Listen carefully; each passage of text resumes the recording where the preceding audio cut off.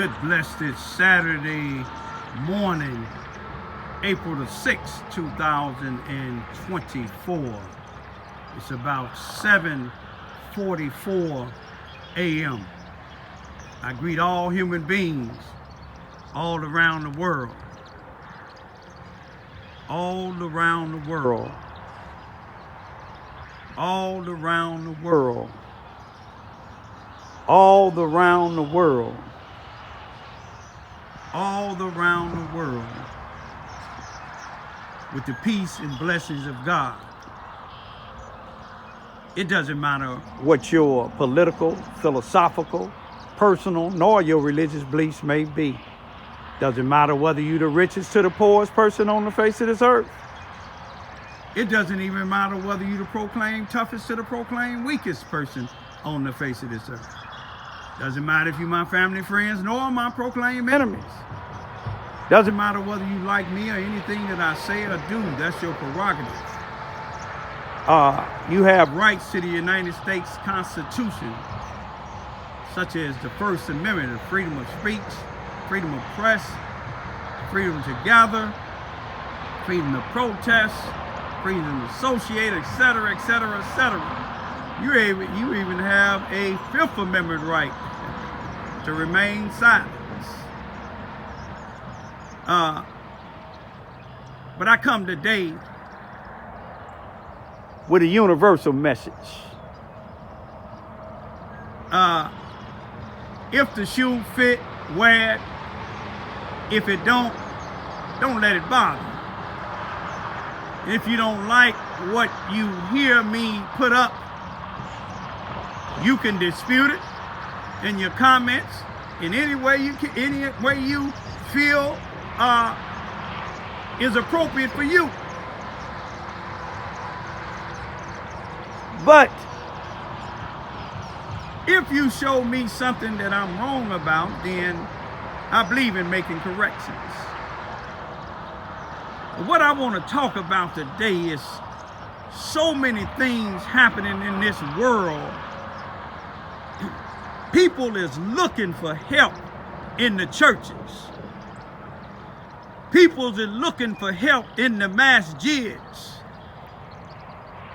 People is looking for help in some of these organizations like the NAACP.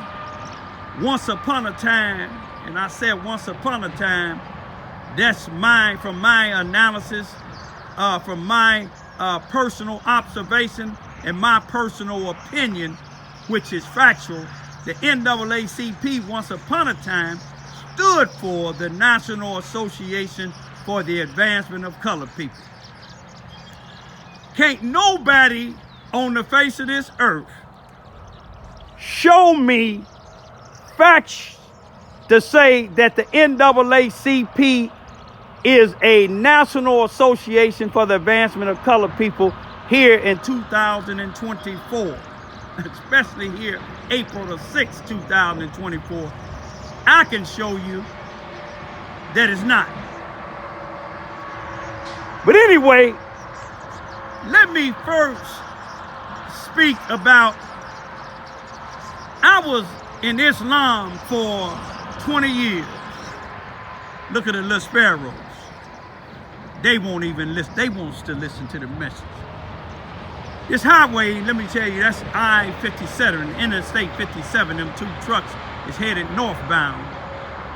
In the next 14 or 15 miles, they'll be hitting Cairo, Illinois. They'll be going over the Illinois-Missouri bridge. That truck there is heading southbound. In about 14 or 15 miles, I-57 would end. And they'll have a couple of exits. One going to I-55, Interstate 55 north towards St. Louis, and one Interstate 55 going south to Memphis. Or if they take it straight on, it'll turn into 60, which they are building, doing construction, finna turn 60 or make it stretch into 57, let it continue a little bit longer. But 60 will take you to Poplar Bluff, Bloomfield. Bloomfield is out there about I think about 35 minutes away from Charleston, Missouri, where my dad and my dad, a World War II veteran, and my uncle, a career war veteran, is buried in the cemetery in Bloomfield, Missouri.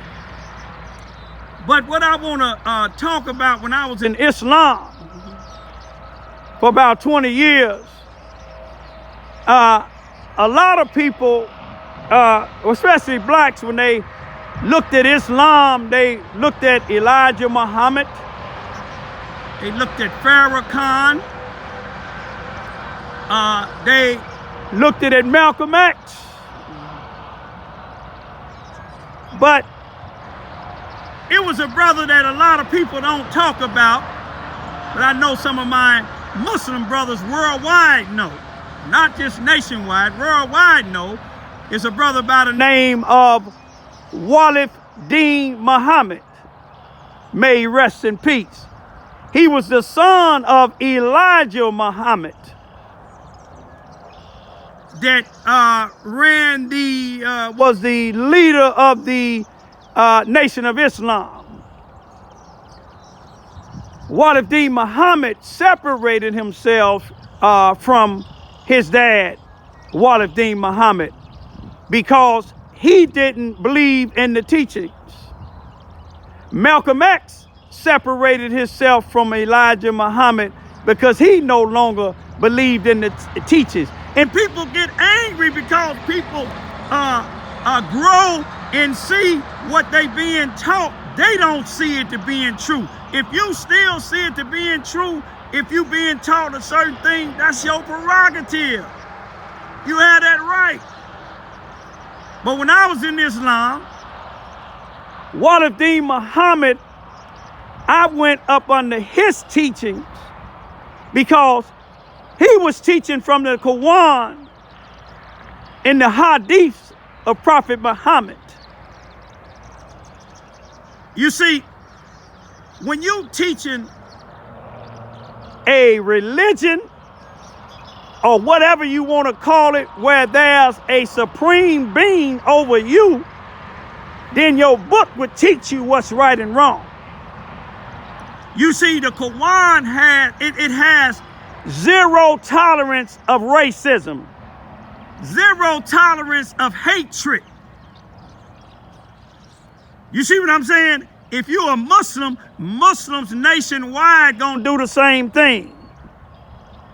You see what I'm saying? If you a dog, you gonna bark. You ain't gonna say meow like a cat. If you only speak Spanish, you ain't gonna be able to speak like I'm speaking because I'm speaking English.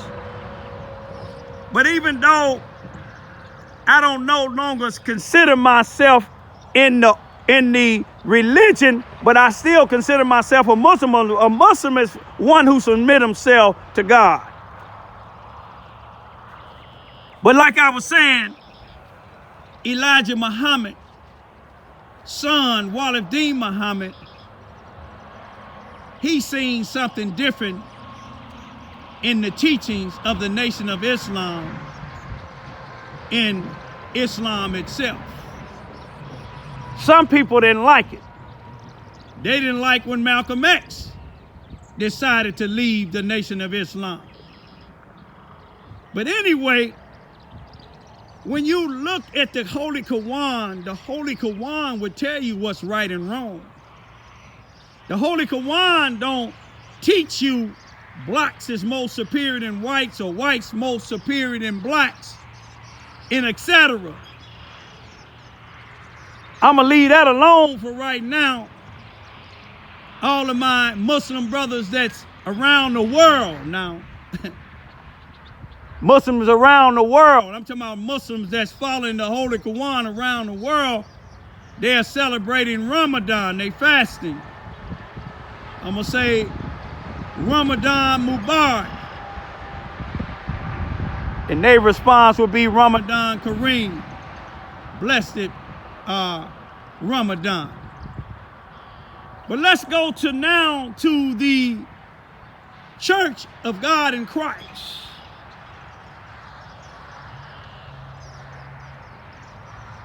I'm almost sure that the Church of God in Christ are millionaires.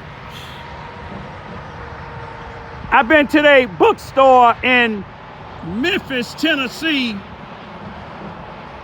on South Main Street twice.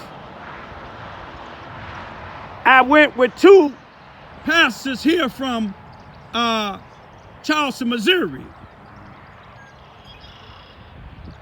And one of the pastors I went to, I knew he was about God. Even though he was in Church of God in Christ, I knew he was about God. He wasn't about worshiping man. He was about God. But I went to the bookstore and he showed me across the street from the bookstore, it was a hotel being renovated. And he said a Church of God in Christ owned it. I didn't think nothing of it. This pastor, he passed away, good pastor. And another pastor took over his church that was up under the Church of God in Christ. I went with him. This pastor, he had a mouthful of gold. He'd been to the penitentiary. He took me in some places in southeast Missouri when he told me, showing me where he used to run that area selling dope, gang banging. He still had that mentality, a tough mentality. Where he lost my respect was when he got to talking about the condition that the other pastor that passed away left this church in. And I was with that pastor who left that church, and that pastor was doing the best he could. The Church of God in Christ, with all them millions of dollars, they didn't come down there and help him fix that church up, the old building. He did it with his money. We did it, those of us that was going to church with him. We was building on that. But now this man is a superintendent or something else. But he was boasting on how he's saying we, the Church of God in Christ, own that church, own that bookstore. They sell it to Christians and everybody, not just the Church of God in Christ. Talking about the hotel. But see, look, members in the pews, they can't stay up in them hotels. They don't get nothing out of that what the Church of God in Christ get. They don't get none of that money. And that's what I was going to say is, if individuals saying that they're about God, all these millions of dollars that these people as the Church of God in Christ is getting, where y'all at? I'm going to tell you a real bishop that I was up under since I've been down here in southeast Missouri. May he rest in peace, and his wife. Two good people. That was Bishop Winfield. Bishop James Winfield and his wife, Pearlie Winfield. They was good people. Even though he was up on the Church of God in Christ, one thing about him, the people that ran these bishops and things that ran Church of God in Christ, ran them hotels and bookstores, they didn't run Bishop Winfield. Bishop Winfield said he left his bishop in Illinois because he told his bishop God sent him to southeast Missouri to build churches, and that's what he did. He built churches, not from the money from Church of God in Christ. Them bishops couldn't. He left another church here in Charleston, Missouri, because when the one pastor was alive and he died and his son took over, this bishop and my grandmother and a lot of the rest of them, they left that church. And the bishop, he turned a lot of people around to the positive. This bishop, when I didn't come to show up at church, he came all the way from Cairo to my house. Him and his wife. Son, we missed you. You don't have that today. You don't have that today. All you got to do is look around. Go to Memphis in I think it's the 200 block of South Main Street. If it's still there, the Christian bookstore. that was owned, I guess it might still be owned by the Church of God in Christ, in that hotel across the street. Go down there and take a look. There's people starving all over the place. You see what I'm saying? And you don't see these people doing a doggone thing, but they have these revivals. This truck uncircled about 3 or 4 times. I don't know if they listening to the message or what. But y'all take a look.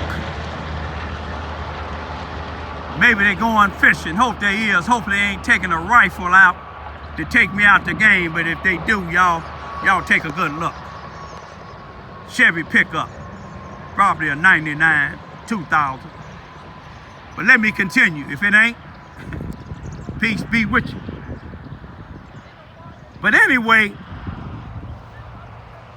how is an individual that call themselves as bishops, superintendents, collecting all this money for their anniversaries, appreciation, and some of the congregation can't even pay rent? Can't even have it, they ain't got the lights on. People starving all over the place.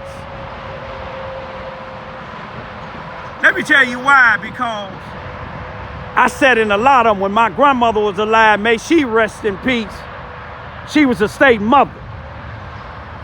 And the people that was in the church then with my grandmother and Bishop Winfield, them was people that actually cared about other people. You see, my grandmother took me in when didn't nobody else take me in. When my grandmother died, it showed me what Church and God in Christ was all about. Soon when she died, it was just me and her staying in the house. She didn't leave no will. And let me tell you what happened. One of these superintendents, that's a superintendent now for the Church of God in Christ, the one my grandmother left after he took over when his father died. His sister came to my house.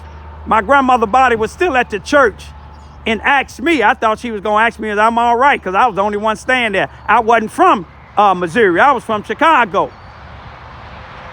She asked me, was we selling the house? I told her, I don't know. I wanted to cuss her out. I told her, I don't know what they doing with the house. I said, I'm mourning my grandmother's death. I said, she ain't been dead 2 hours.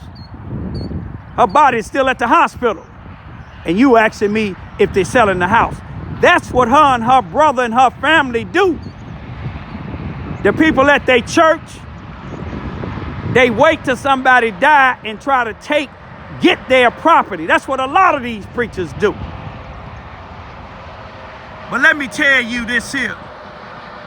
If these people that call themselves preachers, superintendents, bishops, and apostles, if they was really about God, you will see them breeding disciples that do like Jesus' disciples did. Not going out there telling people you ain't paid your tithes and offerings. Some people can't afford to pay them. If I'm going to hell for not giving one of these churches on the face of this earth 10% of my money, well, hell, here I come. God knows what's in my heart. I give my 10% and more to people out here that's homeless. People out here that's being misused and abused by these churches. People that's being misused and abused by these organizations like the NAACP. Let me tell you another story. When I first come down here in 1996, in the 600 block of West Marshall Street, where the Shiny Light Church is at, looking nice and big and pretty now. They give out food and do all this other stuff. But I remember when it was called the Underground. It was a toe-down building with tin hanging down, but the drug addicts, alcoholics, prostitutes, that's where they went to hang out, right across the street, what was called the Gasomet. If y'all don't remember the Gasomet, it was right across the street. That's where Lester Gillespie got caught up here in Charles, Missouri, Mississippi County in the 1990s, about 96 or 97, for voter fraud, paying the black drug addicts and alcoholics and the homeless people $1 or a bag of candy or a cigar or a 40-ounce can of Old English beer to vote for who these racist white people wanted them to vote for. If you ain't the racist white people, don't let it bother you. But there are plenty of racist white people here in Charles, Missouri, and Mississippi County and Southeast Missouri, period. They're everywhere. But let me tell you this here. When that underground was there, you didn't see no preachers. Church of God in Christ, no Baptist preachers, none of them going in there. But when I started going to church in Liberin, I thought I was up under a good bishop. He even had a thing on Tuesdays and Thursdays. He had what we call the Millionaire Club. You put $21 in on Tuesdays, $21 in on Thursdays. That's money that was being saved up. We wanted to build it up to millions. A couple of times when I got lawsuits or settlements, I was putting hundreds of dollars in there. I went to that underground. I got the vans for the church in Liberin to bring these guys and women. They cleaned themselves up, put their suits and nice dresses on, and I had van load full. In my car, I had one of my little adopted nephews drive my car when we didn't have enough room, and taking them all the way to Liberin, about 36 miles one way. Liberin, Missouri. I was taking them there, and then I seen this church that I was taking them to.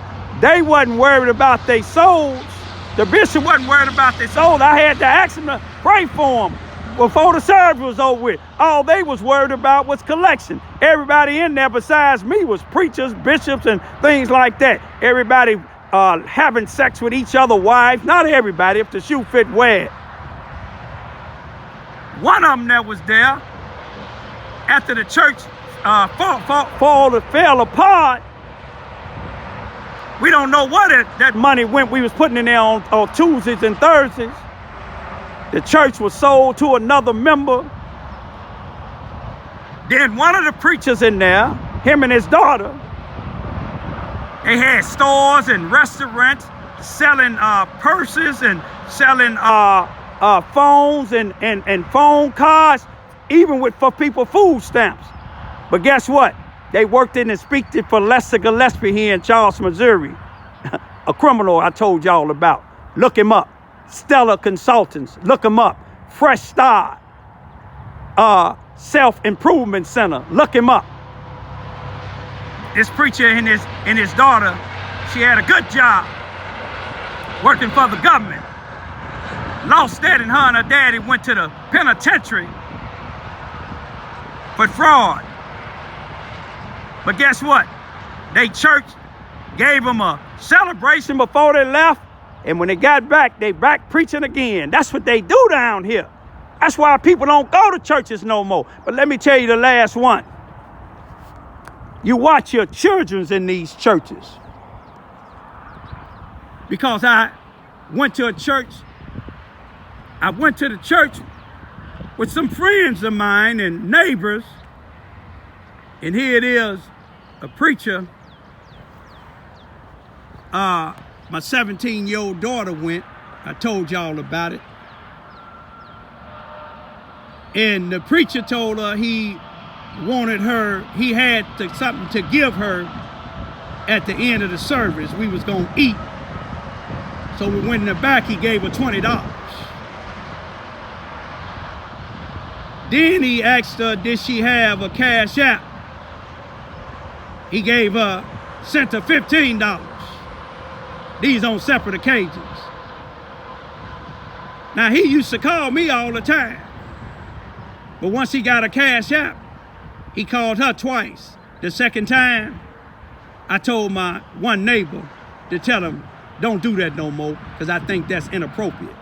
2 days later, he called me trying to justify it. He couldn't justify it because all them women in the churches knew my children when they was in their mother womb.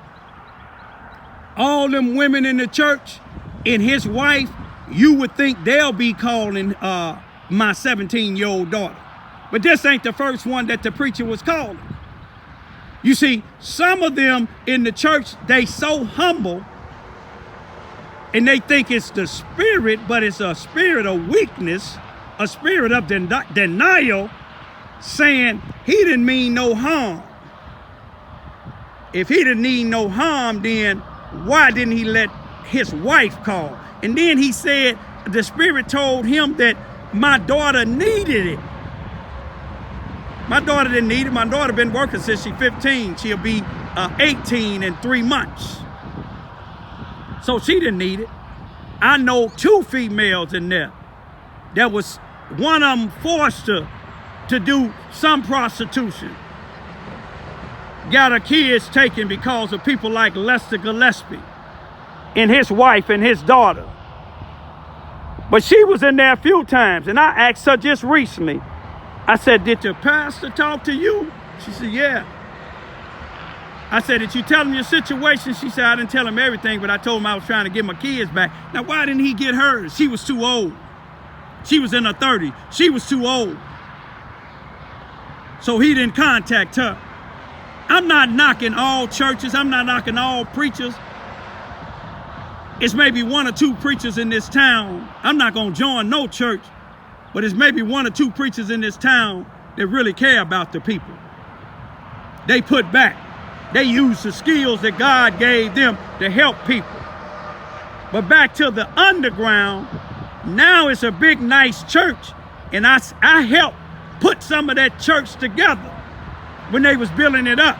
They ran the people from the underground, and across the street by the gasomat, it was a place they called Under the Tree that they used to get high and things at. The individuals that was in the streets. But the underground, it was built into a big church. First, it was a barbershop. They took that away from the brothers. Then they turned it into a church. And the pastor was there out of Wide, Missouri. He had a church in Wide, Missouri, too. Anyway, I sat there and watched them when they was building that. Bought some parts, pipings and everything. Donated. And one night, I seen a whole bunch of white people in that parking lot. And I seen the pastor there. And I said, hey, Pastor such and such. I ain't going to say his name. Y'all know who he is. God done removed him away from there. They said he had little girls sitting in his lap. But some of y'all don't want to believe none of that. Y'all worship man, not God. But you know that pastor didn't speak. And I said to myself, it was at least 40 or 50 individuals out there. And I found out it was the Southern Baptist ministers. And it looked like it was a Ku Klux Klan meeting.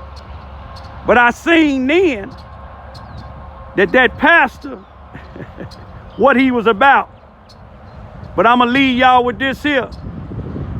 Be careful where you have your kids at. All you got to do is take a look at what some of these preachers is doing.